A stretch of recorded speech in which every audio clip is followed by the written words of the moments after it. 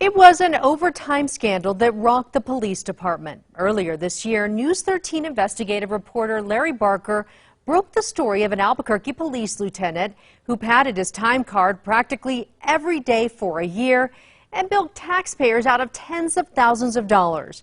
Eventually, the lieutenant was fired. But now, there are surprising new developments in the case you will have to see to believe. Here's Larry's follow-up investigation.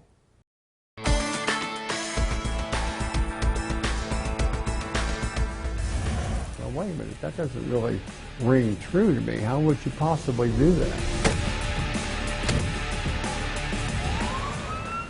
Never seen anything like this. But somebody did something wrong. It is a well-documented case of high-level wrongdoing at the Albuquerque Police Department.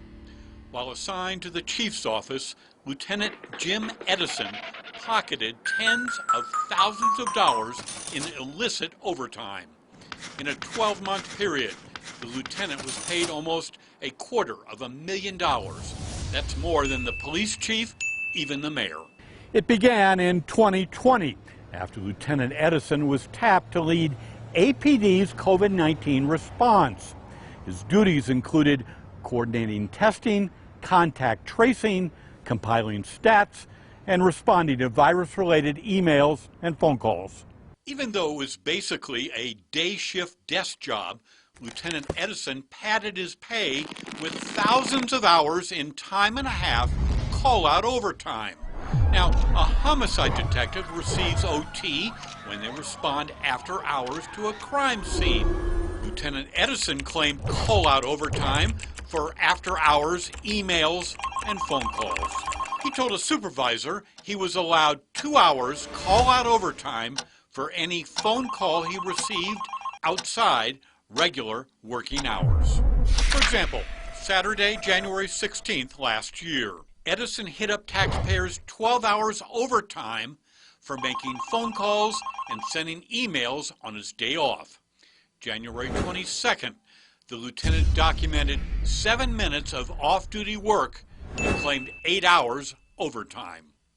Sunday, January 31st, Edison accounted for 22 minutes of work and claimed 10.5 hours overtime.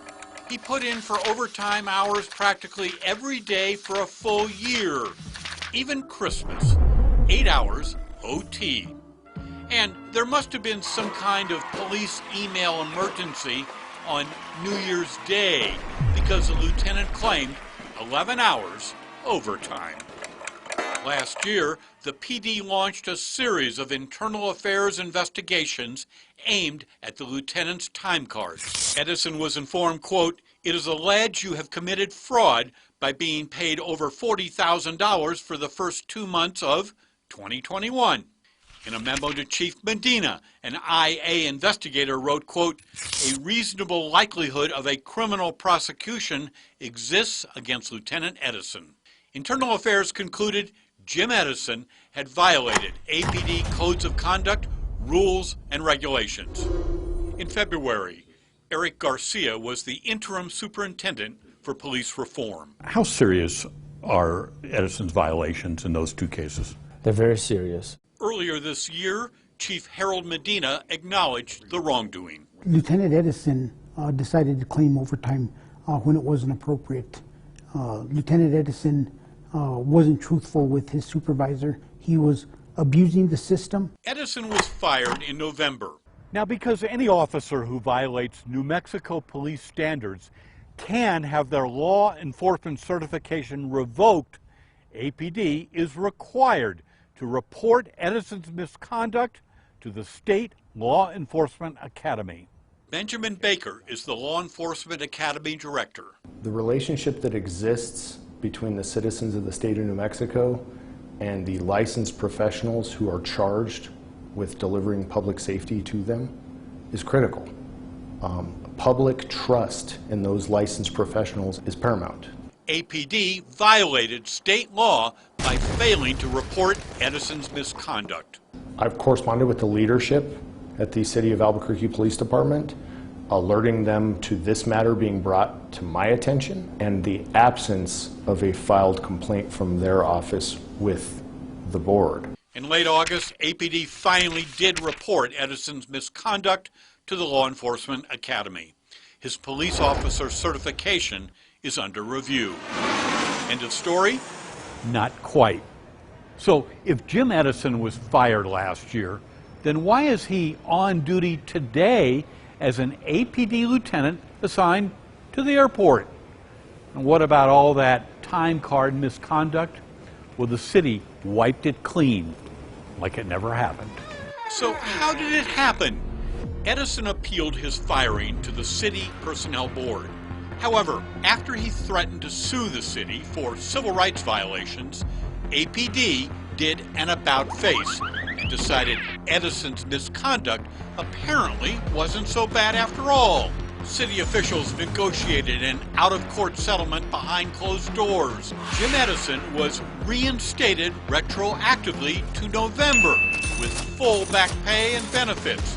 And just to make sure there are no hard feelings, the city handed Jim Edison something extra, a bonus check for $20,000. Edison will be demoted and his misconduct discipline will be reduced from termination to a 2-week suspension. Disciplinary actions arising from the time card wrongdoing will be removed from his personnel record.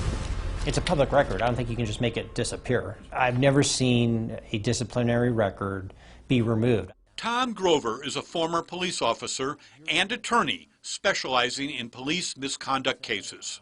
They did the investigation. There were findings. There was a final decision to discipline. It just goes away. Now, the lieutenant's firing last year was based on violations of APD's codes of conduct. Because Edison's time card activity may be illegal, APD referred the matter to the Attorney General for a criminal investigation. So will Jim Edison be charged with a crime? We may never know. As part of the settlement agreement, APD agreed not to refer allegations of Edison's misconduct to outside law enforcement. And if a referral has already been made, APD agreed to retract the referral. Have you ever seen a provision like that? No, actually I haven't, ever. When you read that, what was your immediate reaction? Well, I thought, well, how strange is this? How can you withdraw a complaint of a commission of a crime? Steve Settle is a retired state prosecutor. Facts are facts. And if there are facts here, after investigation, that reveal the acts of crimes, the DA or the AG perfectly within their power to pursue those with bringing of charges or an indictment. A spokesperson for the Attorney General says there is an active investigation of Jim Edison's time card activity. So why did the police department change its mind about firing Lieutenant Edison? Well, that's something APD just won't talk about. The Edison settlement agreement has a confidentiality clause stipulating the parties have no comment. Larry Barker, KRQE, News 13.